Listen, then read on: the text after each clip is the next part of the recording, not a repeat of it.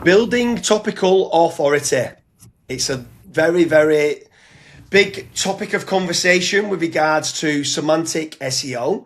And today I'm joined with David G. Quaid, an absolute legend when it comes to SEO. And there was one specific episode that I absolutely loved on the Edward Show of what he spoke about, where he was moving through the traffic tiers. And I think Edward was asking you a question of if you wanted to start ranking for a specific keyword, would you go straight in writing about that topic? And I think it was about payroll software, if I remember rightly. And you started to explain, no, I wouldn't start there. I'd start here and I'd work my way over to then build those contextual bridges to get there. And I want to break that conversation down, and I want to get you started by saying, when you're building topical authority, how important is it semantically to connect these dots together? It's absolutely vital, especially if you're cornerstoning, right? Especially if you're coming from a position of no authority.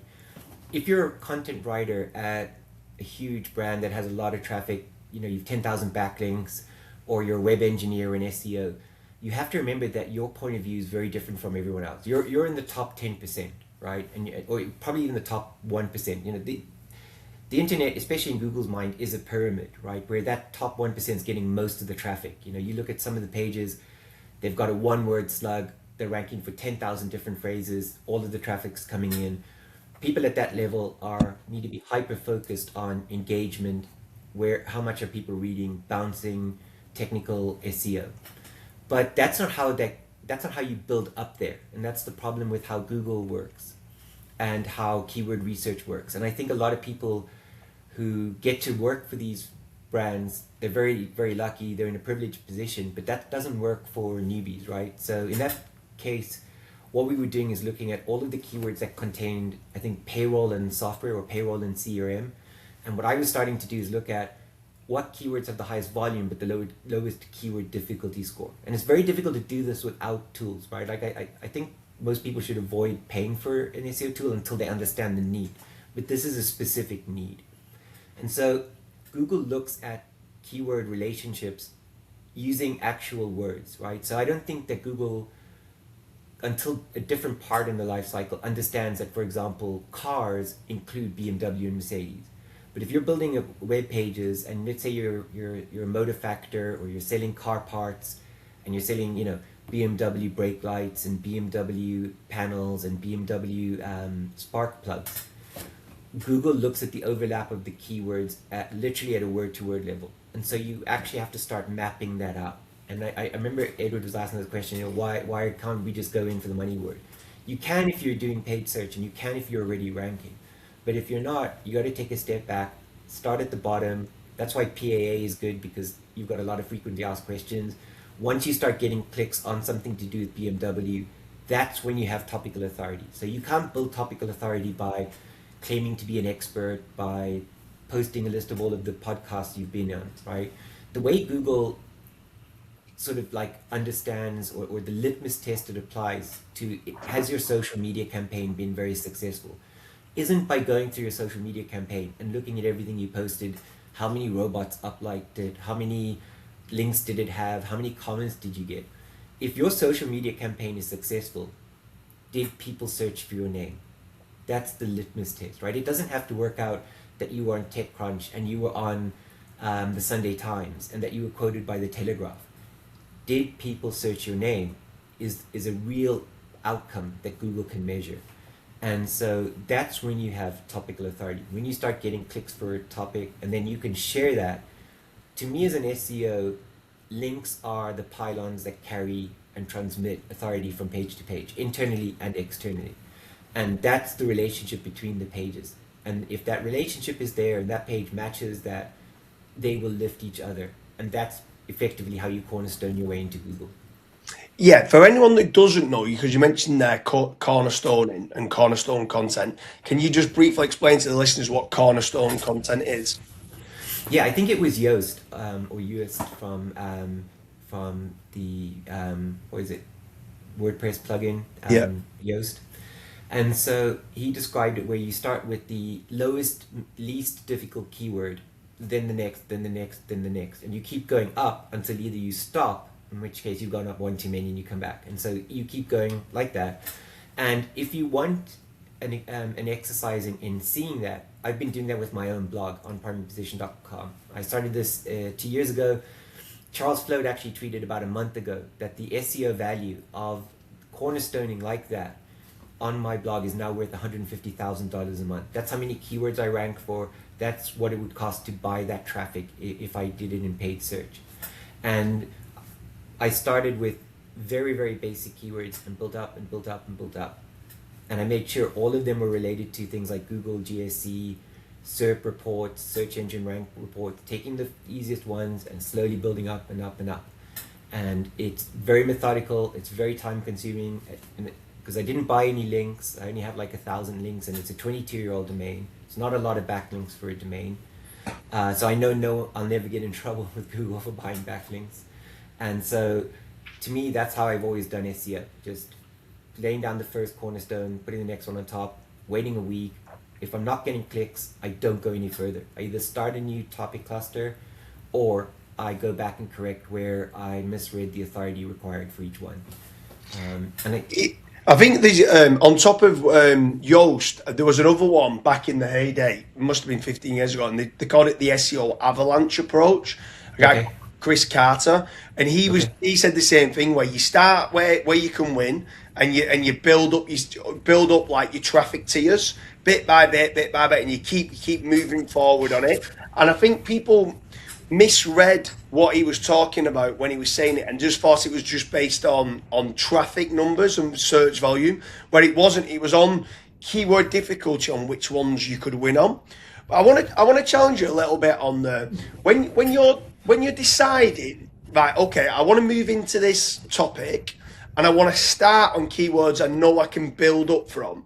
How are you determining the keyword difficulty score for which ones you should go after to start with? Obviously, you're going after search volume with the lowest kind of keyword difficulty, but are you looking at, because there's several people that look at like keyword difficulty using Ahrefs, and that's mainly on link data. But then there's some that are looking at on maybe using that from a link data point of view, but then looking at, is the keywords in the title tag, how easy is it, how relevant is it, and stuff like that. How are you determining keyword difficulty? I think you were saying you also have your own tool to help with that too, right? Yeah. Which I think is super cool.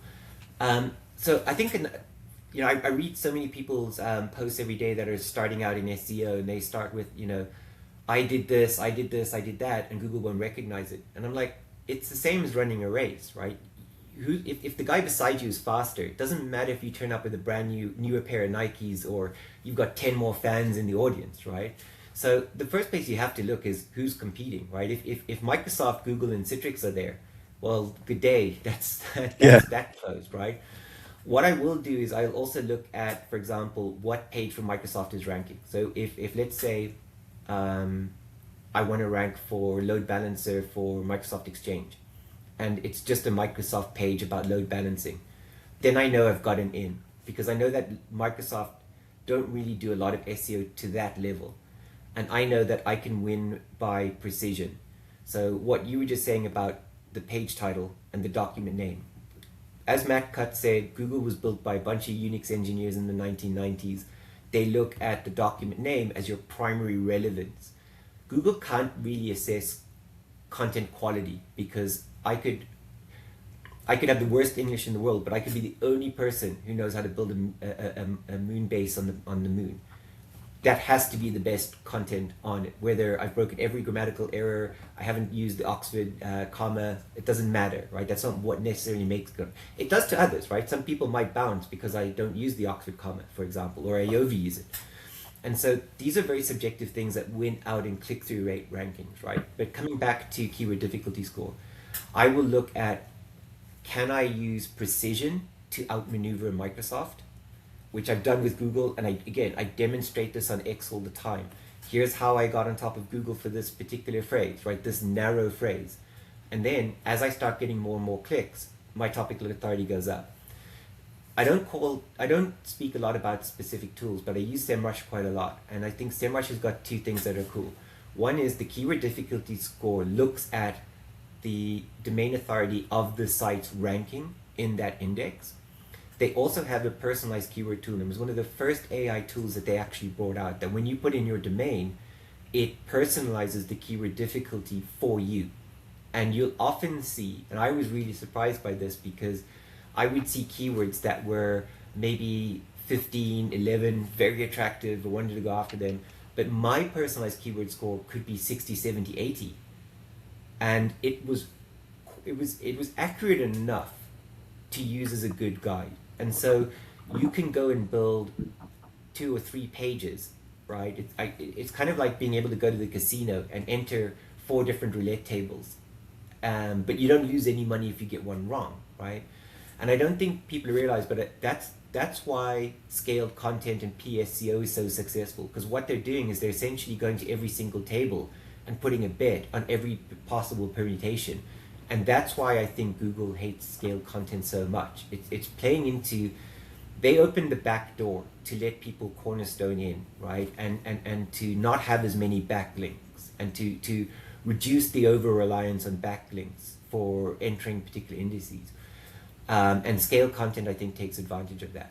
But that's why Cornerstone works. You need to look at who's competing, what's their relevance to it, can I outmaneuver them? It's all about understanding the basic fundamental mechanics of a search engine. That's amazing. I didn't actually know that SEMrush did that. And there was the only tool that I remember, and this is what made me create our own in-house keyword difficulties tool, was, and we've got it at domain level as well, exactly like what you're talking about. There was a tool, I don't know if you ever remember this, called Market Moves. It's still there, and it's like a correlation tool. And it does it very different to, let's say, onpage.ai or Surfer SEO, and it does it on topical clusters. And that was the only tool I ever came across that had a keyword difficulty score built against your existing domain. So it knew what you was ranking for, and then it would literally come back to you and say, for your website, here's 6 articles that I believe you can rank in the top 3 for. Now, if you publish this title and this title and this title, and it was within a cluster that they'd already kind of built out. And I was like, wow, nobody else has got that. And then when I started to reverse engineer how they was doing it, I'm like, I need this myself, because it was too costly, because to run it against the whole domain every single time in Market Moves, it was costing, I think it was something like $12,000 a month. And I only had like 30 domains in there, and I needed it for hundreds of domains. I'm like, I need to create this myself, because there were so many moving parts to how it works. But it was to do with exactly what you talk about. And this is where I love that episode, and I've spoke to you quite a lot off air about the position of, literally, you can change and modify it, or you can go after the exact same keyword, but just change the intent of the page and do an antonym, like why you should use Bet365 and it's not ranking. Okay, why you shouldn't use Bet365, and it's still going after the entity of Bet365, but you're just changing the intent of the search. And I just loved it how you build it. Whoa, I've made a mistake. Take a step back. Let's reword this. Let's re-optimize it. Let's change the title to be X, Y, and Z. Let's do it. And I thought, not many people talk about that. And then you then talk about, here's one for you. The majority of people in the SEO community think topical authority is topical coverage. And it's not, it's completely different things. Topical authority is topical coverage plus historical data, which comes from traffic and links and socials and engagement. And they forget that part, and they just do topical coverage, and they scale it and go, I've covered the topic in its entirety, therefore I should rank. And none of them have got traffic. And you're like, no, that's almost what you talk about. Scaled content abuse. You just mass created everything. You've not worked through your tiers. You don't have the traffic, which then builds up the authority for that topic of what you can have. And then you can then start building up other terms around it. Yeah, don't be afraid of Google, right? Don't think that it's watching your every move. When I help a startup like a CloudBrink or a CyberSaint or a Camp or all of the other ones, we we're still, we're starting with domain authorities of 4, 5, 6, and the CEO wants to rank for a term that's owned by a Citrix or a Cisco. And so we don't need to rank for everything they're ranking for, right? We're not trying to outrank Cisco as a whole. But if we want to rank for something like VPN versus ZTNA, we need to be on page 1. And so looking at how they've structured their page titles, looking at how they've structured their slugs, they've got the hundreds of thousands of backlinks that everyone else has created, their PR teams, their other social media marketing teams, right? All the companies they've acquired, all of that aggregated authority. Sometimes it makes them lazy. Sometimes it makes them, to a lot of web engineers and web architects that I meet, they look at SEO through the lens of a page speed and of like, what are the things they can do that brings a macro traffic growth? I'm looking at a page by keyword level, right? I'm looking down at the cellular level. And so I just need to get in for that one keyword. And I'll do that by building my own page clusters, getting keywords with the words I need, and then my last page, the money page, link all of those pages to it. And because I've concentrated so much authority on those keywords, I can come in right above them. And yes, it might take 2 months. And sometimes I've got to repost the same page 12 different times, right? And I know that I have to remove it completely from the index before I repost it. But I know that Google do it. Sometimes when I speak to people and I'm helping them out for free, or I'm speaking to a new client and I'm like, we've got to unindex this page and republish it. And they're like, but I'm going to lose what I have. And I'm like, it's an engine. If we feed the data points, the algorithm will put us back where we need to be. And if you're not afraid of Google, I think that's the worst thing you can be as an SEO. I'm not saying disrespect it or violate all its rules. I'm saying respect it, but don't be afraid of it. Then you'll start to move the needle. Yeah, for sure. And then with regards to the Topical Authority, obviously, I want anyone who's watching this, I want you to check out the link in the description, where I don't want you to talk too much about the people also ask that like builds up instant Topical Authority, because there's a whole episode with you and Edward Sturm on it. I think it's an amazing episode kind of on there of building up the Topical Authority. But one of the main reasons why I wanted to do this episode was because the amount of times I get asked, could I build a site now in the finance niche? Or could I build a site? And they're looking at a main category. Yeah, but I've no domain authority yet with regards to, can I still enter that market? And I'm like, there's so many long tails you can start with and build yourself up with. Can you, if someone asks you that question, could I start to rank in finance, let's say? Now, knowing what you know and knowing, okay, you need to work through your traffic tiers or the keyword difficulty, can you explain why anybody, even still today, can enter any industry as long as they start understanding to build through those topics and make certain they can win by doing Cornerstone Content or the SEO avalanche approach? When you look at the big banks like a Lloyd's or Barclays, when they build pages, they need 10,000 people to come to them, or they're getting fired, right? No one's putting their hand up in a meeting and saying, I got 10 extra visits a month, right? They're going out the door very quickly. And so because of things like cannibalization, they can't pick the skyscraper model. So the skyscraper model where the idea is that in big cities, people look at the tallest building and they gravitate towards the highest rooftop.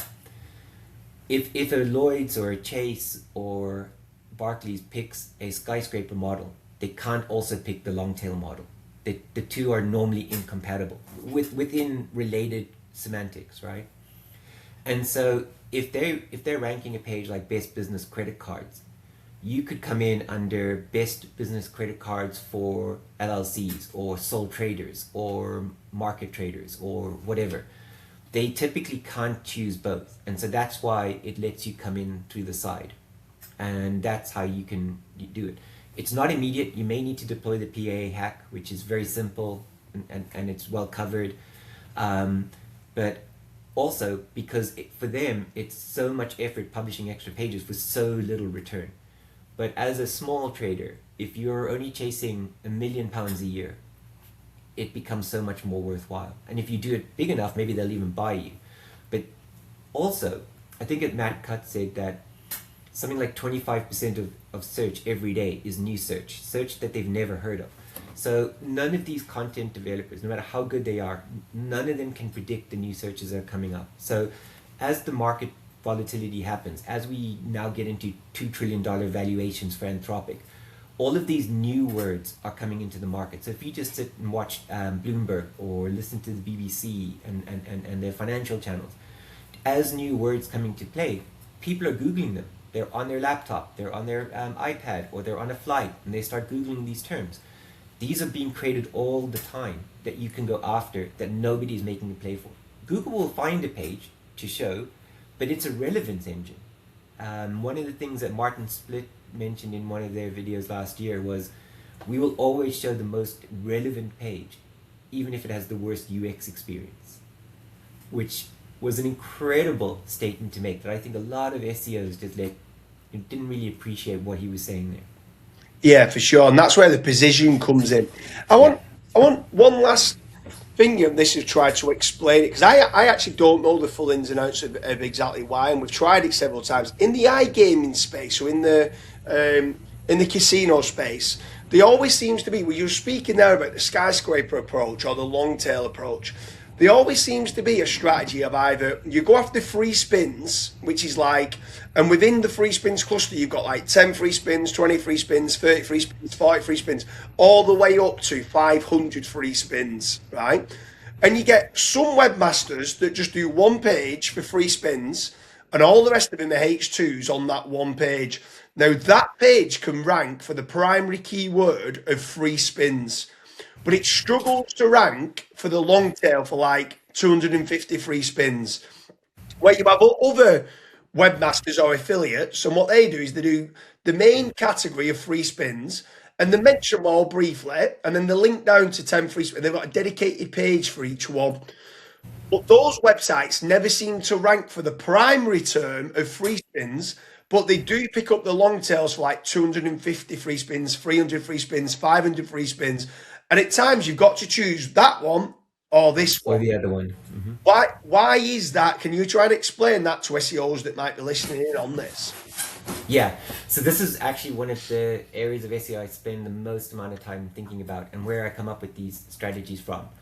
And so for something like free spins, that's where you will have the highest page rank authority pages, who also have history. And all of the keywords that form long tail all give upward authority or topical authority to the main term. The reason that your affiliates and your SEOs will come in under the long tail is for the same reason. One, they know that the skyscraper page can't do that because it will cannibalize with those other pages. So if you've got a page free spins, and then you try to do free 500 spins, free 100 spins, they will actually block it. So they have to leave them out, right? And so essentially, they've built the skyscraper, they're ranking for the primary keyword. It comes down to precision. And so the way I've always thought of it is, if your page slug is literally free underscore spins, and your authority for free spins is, say, 1,000,000 points, your authority is 100%, you therefore get 100% of your authority in the position ranker, right? So you're familiar with AdWords, right? Yeah. So your quality score multiplied by your dollar bid rate equals your ad rank. So if it's $50 and you've got an ad score of 10, it's 500. If your quality score is 5 and you're bidding $50, it's position 250. So you're automatically lower.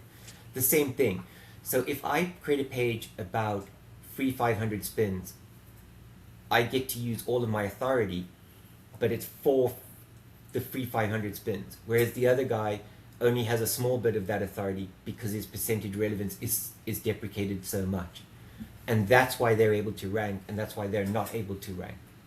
And unless they can do H2 alignment, building different headers and try to win, that's why the other guys get to win. And that's a constant battle, and that's why you see the charts in GSE go up and down. It's about the relevance and the authority to that relevance, how much you get to use of both. And Yeah. Go on, sorry.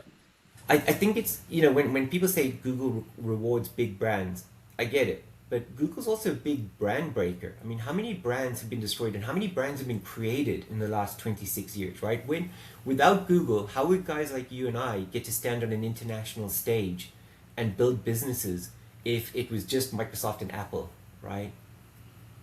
Yeah, for sure. And this is why I love this episode about the position. And I seen you talking about that. And do you know what? It was a light bulb moment.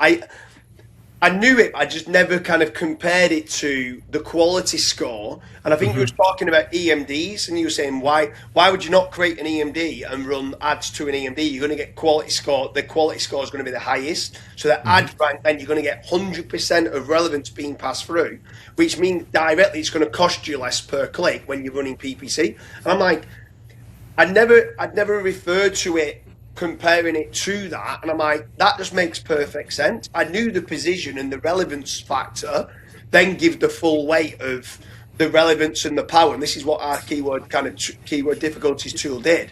But I'd never done it on the ad rank, and I thought, that's a clever strategy. That I like what you've done there. And this is why I'm going to end it there. This is why people should be following David G. Quaid. And if anyone doesn't know the best way of reaching out to you, what's the best way of getting in touch with you, David? Probably LinkedIn or on X. So I'm on David G. Quaid on both. And I think some of the best conversations around SEO and geo are happening on X. Yeah, okay, perfect. Sounds good. Well, David, it's been an absolute pleasure, and we hope you like this episode about building topical authority. Thanks, James.